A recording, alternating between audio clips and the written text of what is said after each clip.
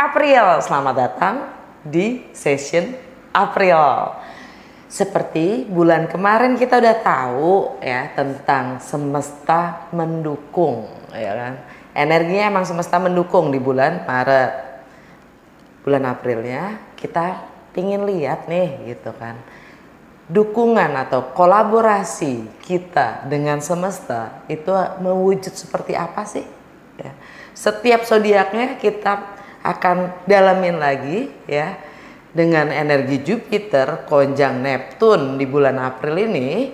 Kita lihat berkahnya akan terwujud seperti apa per zodiaknya. Oke, check it out. Hai Libra, selamat datang di Fortune Star 222 sama gue Lucky yang siap bacain energi kalian di bulan April. Oke. Berkah apa sih yang mau wujud buat Libra di bulan April? Seperti biasa ini general reading, jadi ambil yang sesuai dan tinggalkan yang tidak sesuai, jangan paksain untuk sesuai. Cross watcher, siapapun kalian yang sedang berurusan dengan Libra, kalian welcome untuk join karena energi kita saling tukar menukar, enggak ya? Suka ketukar enggak? Kita saling mengadopsi energi satu sama lain, gitulah kurang lebih. Jadi sangat mungkin energinya, pesennya bisa jadi buat kalian cross watcher. Oke, kalau nggak sesuai, coba nonton rising sign, moon sign, dan juga sun sign kalian ya.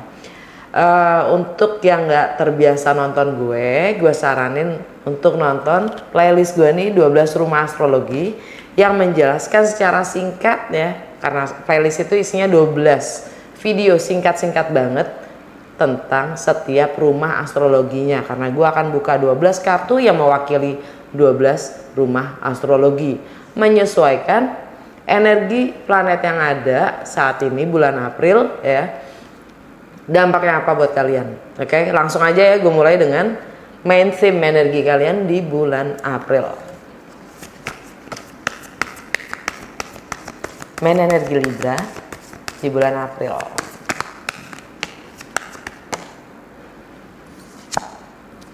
The Hunter kebalik.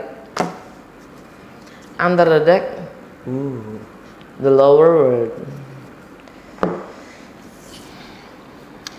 Gini, The Hunter itu kalau apa namanya tegak gini ya. The Hunter itu pemburu.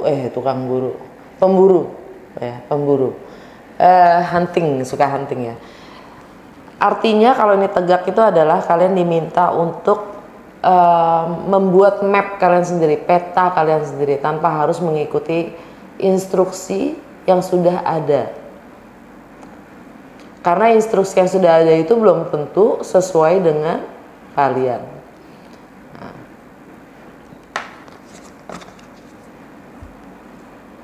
The Hunter kebalik artinya kalian masih belum bisa membuat map kalian sendiri. Kalian masih sebagai followers. Kurang lebih gitulah.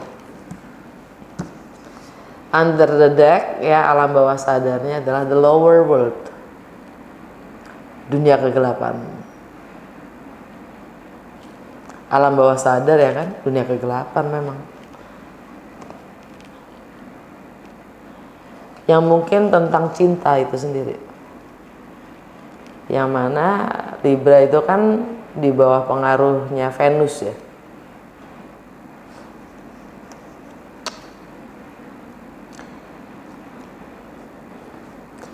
Mungkin hanya kalian sendiri yang tahu nih. Gue nggak bisa menciptakan, meng-create narasi-narasi untuk kalian karena ini general reading ya. Jadi kalian hanya tahu ya, yang tahu hanya kalian sendirilah, disesuaikan dengan energi masing-masing ya. Karena terlalu general nih. Gue langsung ke Lenormand untuk melihat apa yang terjadi pada Libra di bulan April ya, atau berkah apa untuk Libra di bulan April ya kan. 3 kartu aja please.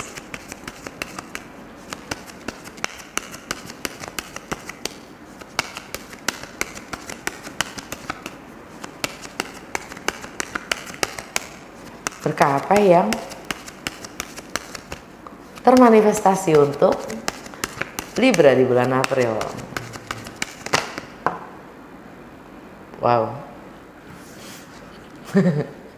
Cross. Baiklah. Oke. Death, coffin.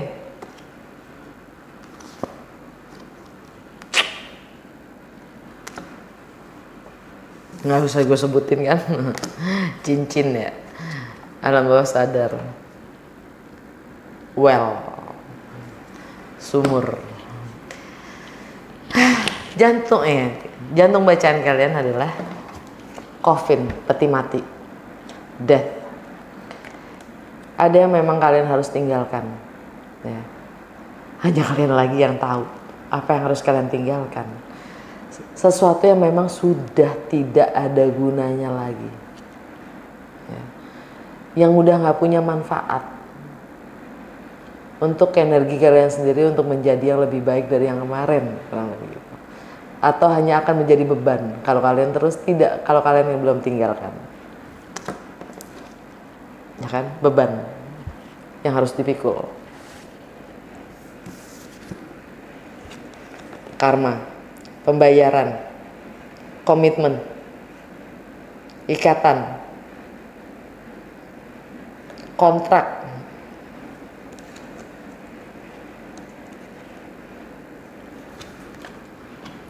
Alam bawah sadar ya. Ini semua tentang resources, potensi-potensi kalian sendiri ya. Berdampak pada potensi dan resources kalian sendiri yang kalian miliki. Kalau kalian tidak meninggalkan apapun, itu yang sudah tidak berguna lagi. Kalau kalian masih terikat pada hal-hal yang sudah nggak ada, sudah nggak relevan sama energi kalian saat ini.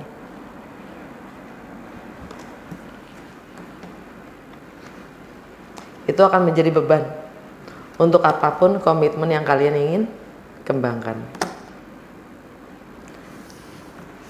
Ada pembayaran selalu. Apapun itu berkahnya. Kalau nggak ada challenge ya gitu ya. Kalian harus waspada.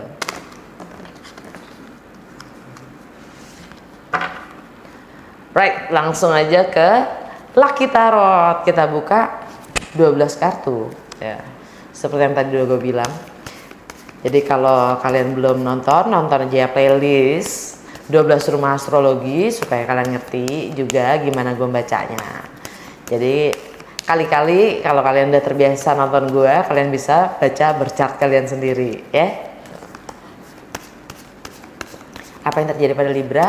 Dampaknya apa untuk Libra dengan segala energi planet yang ada di bulan April? Jupiter konjang Neptune di Pisces. Ya kan, buat kalian adalah di rumah ke-6. Di rumah ke-6. Rumah ke-6 itu tentang apa sih? Rumah ke-6 itu tentang kebiasaan dalam keseharian, rutinitas, kesehatan. Bagaimana kalian melayani orang lain. Dan rumah ke-6 itu adalah mirror atau oposisi dari rumah ke-12, yaitu tentang karma, tentang alam bawah sadar.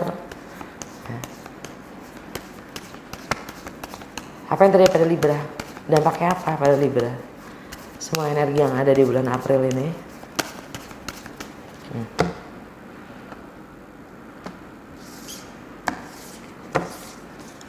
Rumah pertama, The Emperor. Rumah kedua, The Chariot. Rumah ketiga, The Hermit.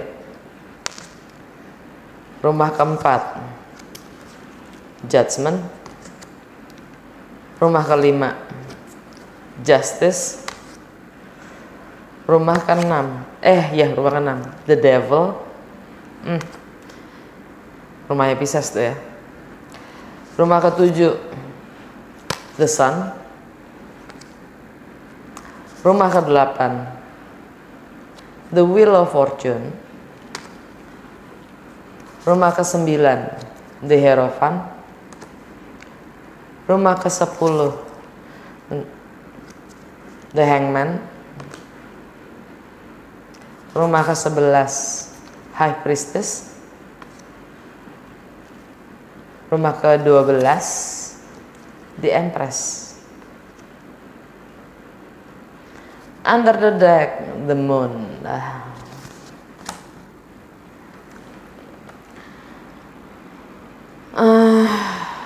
Bagaimana dunia atau society melihat kalian, ya, kesan orang lain terhadap kalian, atau bagaimana kalian merepresentasikan diri kalian sendiri. Kalian dapat The Emperor. Kalian tahu harus bersikap, kalian tahu mengendalikan diri kalian sendiri, kalian punya kuasa akan hidup dan nasib kalian sendiri, kalian tahu, ya. Emperor itu energi Aries. Sekarang kan lagi di season Aries, ya. Kalian dapatkan di rumahnya Aries, oposisinya Libra, ya. Di rumahnya relationship, kalian dapat The Sun. Jadi kalian dapat penerangan dalam hal relationship, ya, sehingga kalian bisa sehingga kalian mampu bersikap.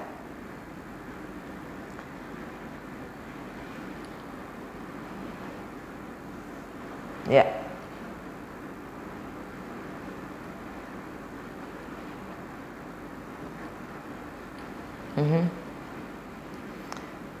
Ya, kalian dapat ada kebenaran yang terungkap, ya. Ada pencerahan juga di situ. Relationship, entah itu personal, entah itu profesional, ya. Sehingga kalian terlihat mampu mengendalikan, ya. Sehingga kalian terlihat sebagai emperor. Rumah kedua tentang I have, segala hal yang sifatnya materi, ya. Tentang harta benda, tentang segala hal yang sifatnya yang mempunyai nilai, yang berharga buat kalian, dan bagaimana kalian menilai atau menghargai segala sesuatu yang termasuk diri kalian sendiri, ya. Kalian dapat The Chariot. Kalian mampu mengkontrol, menguasai, bahkan ini kemenangan. The Chariot ini kemenangan, ya, karena kalian berhasil menguasai diri kalian sendiri, ya. Antara positif dan negatif dari dalam diri kalian sendiri, kalian mampu menguasainya dan kalian akan mendapatkan kemenangan, ya. Kalian akan mendapatkan pengakuan karena ada kemenangan di sini. Ini rumahnya, ini energinya Cancer, ya. Buat kalian Cancer itu, ini mungkin tentang profesi, tentang karir. Jadi apapun yang kalian ingin manifestasikan, realisasikan, wujudkan, karena materi itu juga yang bernilai, itu bisa juga penghasilan, bisa juga keluarga, bisa juga harta benda, properti, ya. Ada hal-hal yang sifatnya ketergantungan di situ.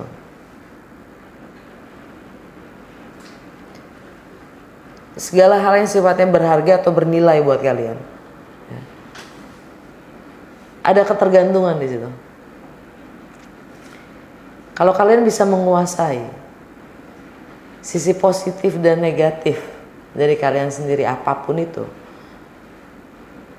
kalian bisa merealisasikan apa challenge-nya kalian tuh, kalian bisa lampaui dan kalian akan mendapatkan kemenangan.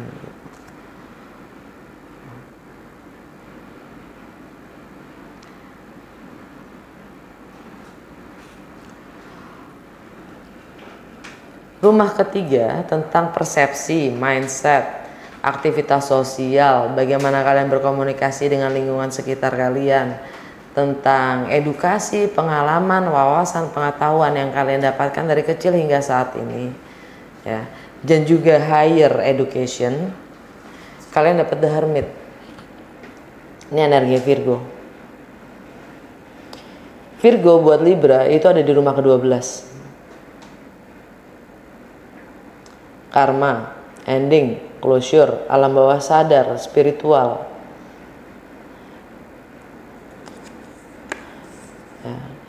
Kalian akan meditasi, mencari jawaban dari dalam diri kalian sendiri untuk mendapatkan pencerahan ya. Supaya kalian bisa memulai menciptakan sesuatu yang baru. Keadaan yang baru, karena nggak mungkin kan kita menciptakan perubahan dengan cara berpikir yang sama dengan yang lama gitu loh. Bagaimana kita menciptakan perubahan kalau cara pikir kita masih yang lama? Agak-agak sulit kayaknya ya.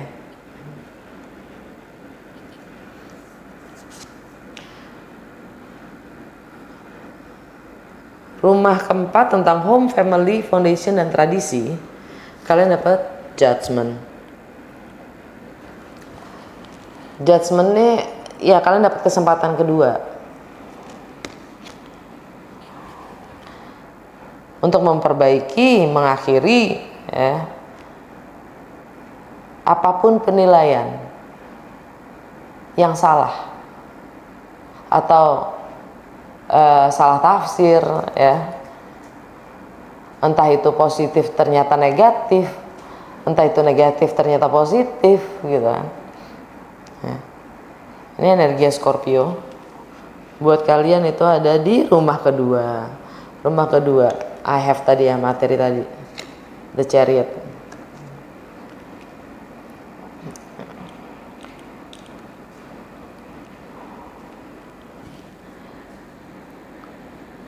Energi Cancer. Cancer buat kalian tuh di mana tadi? Ya, di rumah ke-10. Oke.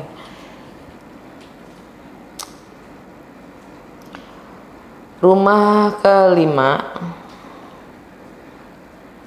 Rumah kelima tentang bagaimana kalian having fun, tentang romance, love affairs, tentang kreativitas, tentang bagaimana kalian mengekspresikan diri, tentang jiwa kekanak-kanakan kalian, tentang anak-anak, tentang masa kecil kalian.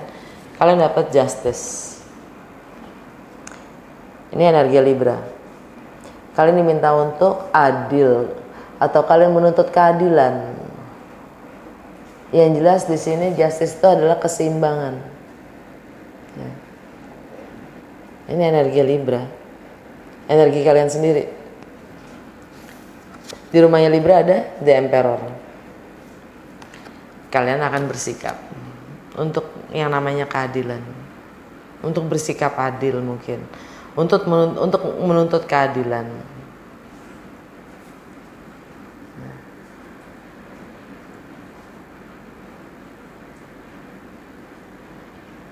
Menuntut kebenaran.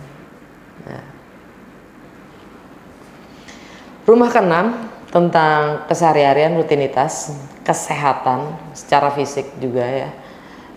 Juga bagaimana kalian melayani orang lain. Kalian dapat The Devil. Energi Capricorn. Di rumahnya Capricorn. Capricorn itu di mana sih buat Libra? Di rumah keempat. Tadi ada Judgment.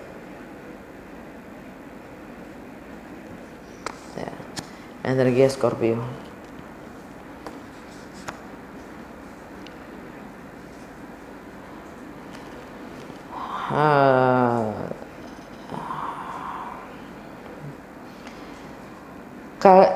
The Devil ini zona nyaman ya. Zona nyaman atau istilahnya sifatnya menagih gitu. Tagihan. Atau sifatnya nakut-nakutin.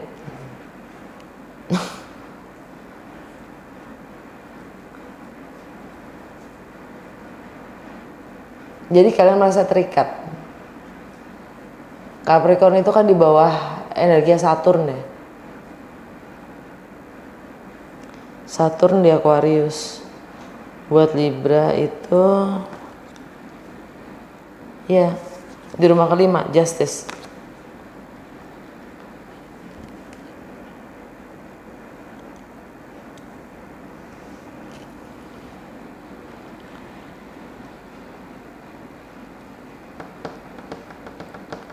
Saturn itu sifatnya membatasi. Saturn itu tentang disiplin dan tanggung jawab. Maturity, kedewasaan. Jadi di sini entah zona nyaman kalian itu adalah di rumah itu sendiri, penilaian-penilaian kalian tentang rumah.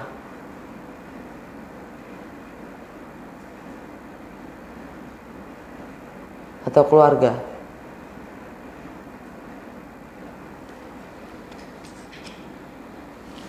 Atau tradisi.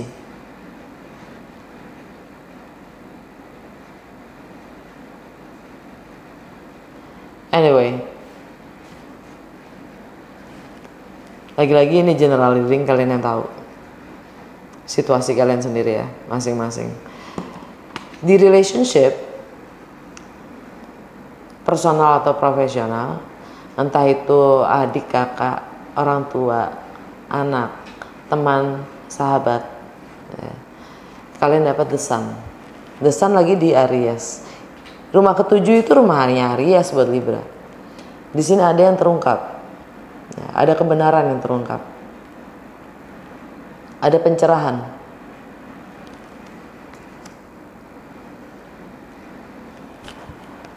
Di rumahnya loh, the sun lagi di rumahnya. Kalian dapat the sun di rumahnya, Bu. Jadi sangat kenceng ya energi ya untuk pencerahan itu sendiri.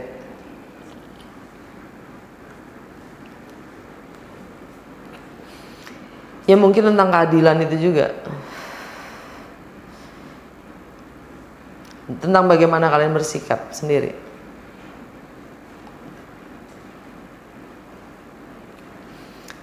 Tentang perilaku kalian sendiri. Karena the sun itu sebenarnya ego kalian sendiri. The sun itu ego.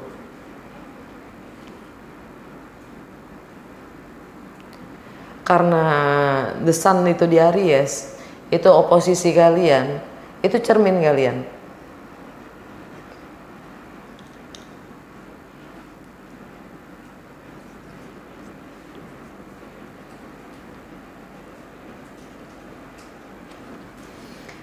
Di rumah ke-8 tentang bagaimana kalian berbagi, ya. Entah itu sifatnya dalam kebersamaan, entah itu sifatnya milik bersama. Milik bersama itu bisa warisan, bisa properti, bisa penghasilan, finansial, teks, ya.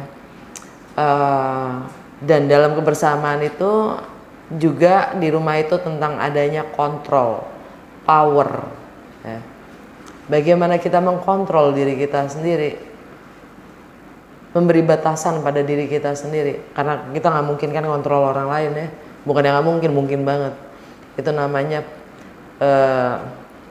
abusive power ya, di saat kita mengkontrol orang lain. Jadi di saat kita bisa mengkontrol dan memberi batasan pada diri kita sendiri, otomatis kita memberi batasan pada orang lain. Kalau kita bilang kita nggak mampu, gitu kan. Jangan maksain diri untuk mampu. Hanya demi siapapun itu, apapun itu, di saat kita memang nggak mampu, kan gitu. Kalian dapat the Wheel of Fortune, energi Jupiter. Lupa gue. Ini energi Jupiter kan, ya. Jupiter di Pisces. Di rumahnya Pisces itu di rumah ke-2, rumah ke-6. Di rumah ke-6 ada apa? The Devil. Ya, zona nyaman kalian.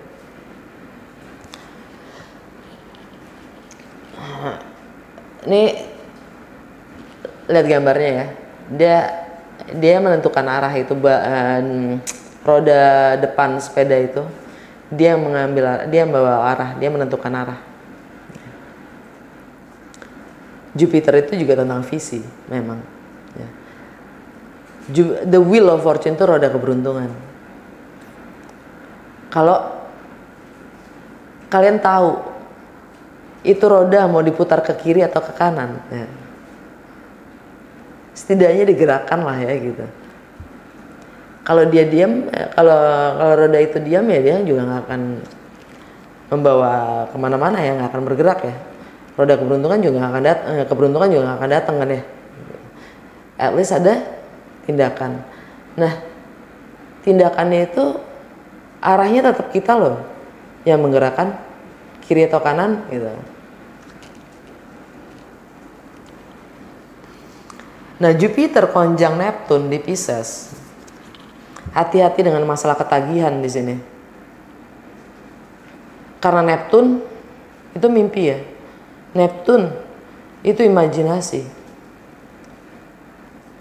Jupiter optimism. Dan dia juga sebagai kaca membesar-besarkan yang sifatnya mimpi tadi. Atau segala, Neptune itu ada dua sisinya juga. Positif dan negatif juga ada. Positifnya visi, imajinasi tanpa batas ya. Kalau Einstein bilang kan yang ngikutin fakta, karena fakta hanya membawa kepada fakta itu sendiri. Imajinasi tanpa batas, kita bisa menciptakan apapun ya. Semua berasal dari pikiran. Nah, pikirannya seperti apa gitu. Jangan sampai ketagihan itu yang diperbesar oleh Jupiter gitu. Karena di sini kartunya the devil, zona nyaman.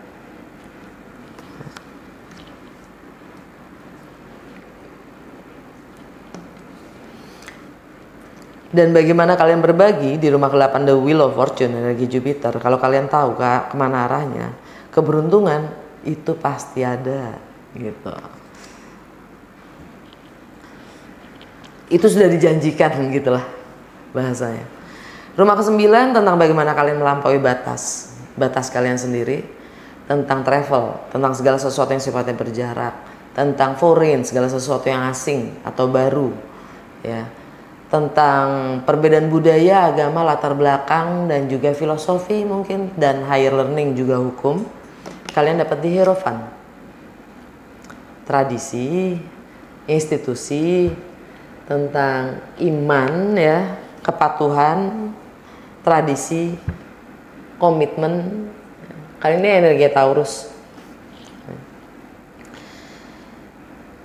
Taurus juga di bawahnya Venus ya, sama kayak Libra. Energi Taurus buat kalian itu ini juga ya, di rumah ke-8 ada energi Jupiter itu sendiri. Jadi bagaimana kalian patuh terhadap di rumah ke-6 ya kan? Ini balik lagi ke Jupiter ya. Rumahnya Taurus, di rumahnya Taurus ada energi Jupiter. Jupiter ada di Pisces. Jadi komitmen kalian terhadap zona nyaman kalian sendiri di dalam kebiasaan-kebiasaan kalian, rutinitas kalian. Bukan kepatuhan ya, kesetiaan deh. Kepatuhan atau kesetiaan, loyalitas terhadap tradisi itu sendiri ya, yang membuat kalian terikat pada zona nyaman kalian sendiri. Itu batasan-batasan kalian.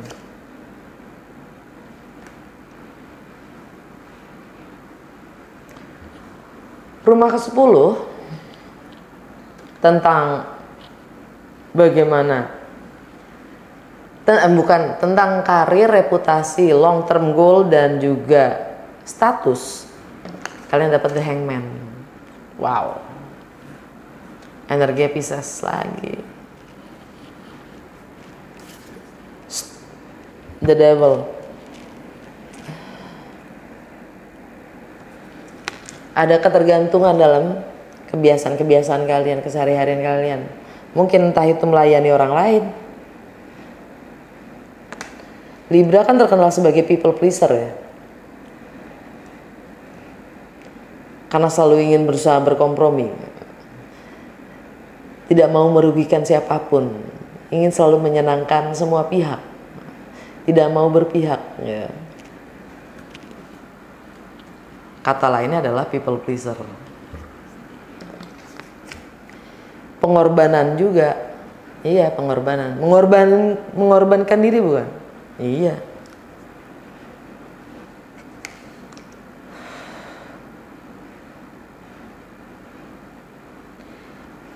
ketergantungan yang kita ciptakan.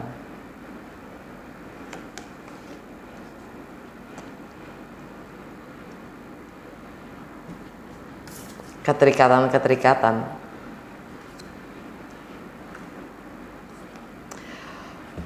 Wow. Oke. Di rumah ke-11 tentang society, bagaimana kalian bersosialisasi, tentang bagaimana kalian mengaspirasi lingkungan sekitar, tentang harapan-harapan kalian pada komunitas kalian sendiri, tentang rasa kemanusiaan dan keadilan sosial. Ya, kalian dapat the High Priestess. Out sekali lagi energi Pisces. The Devil. Nggak perlu gue ulangi lagi ya. Dah. Yang jelas kalian mencoba untuk memahami, mendalami komunitas itu sendiri, ya, dengan mendengarkan intuisi kalian.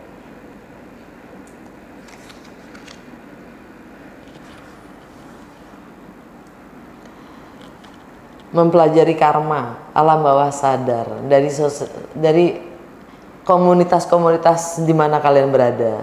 Ya.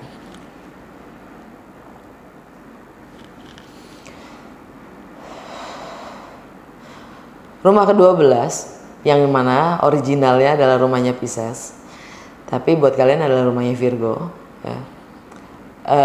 Rumah ke-12 tentang karma, ending, closure, limiting beliefs, ya, keyakinan-keyakinan atau kepercayaan yang membatasi diri kalian sendiri, dan juga tentang spiritual, tentang mungkin jam tidur juga, tentang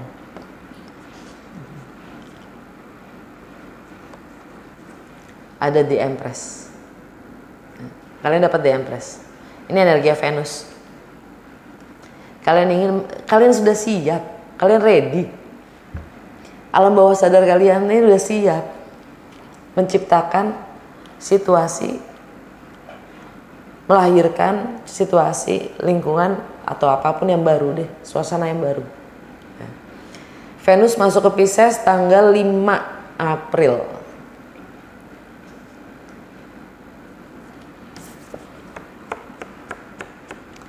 Watch out, aware, ya. Bagaimana Venus itu kan tentang relationship, ya. Tentang rumah ke-6 buat kalian adalah rumahnya Pisces. Venus masuk ke Pisces, bagaimana kalian melayani orang lain, itu bagaimana juga mempengaruhi kesehatan kalian juga.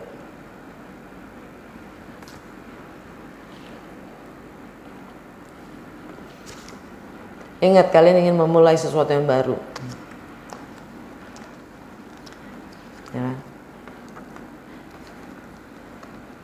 Bagaimana kalian mau mulai sesuatu yang baru dengan, ya, dengan konsep atau cara berpikir yang lama. Itu aja sih.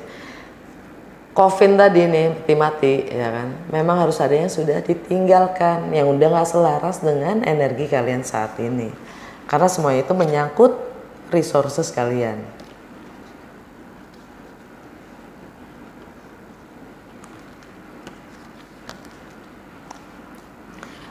Kalau emang udah gak punya energi, jangan paksain untuk membagi energi, kan gitu.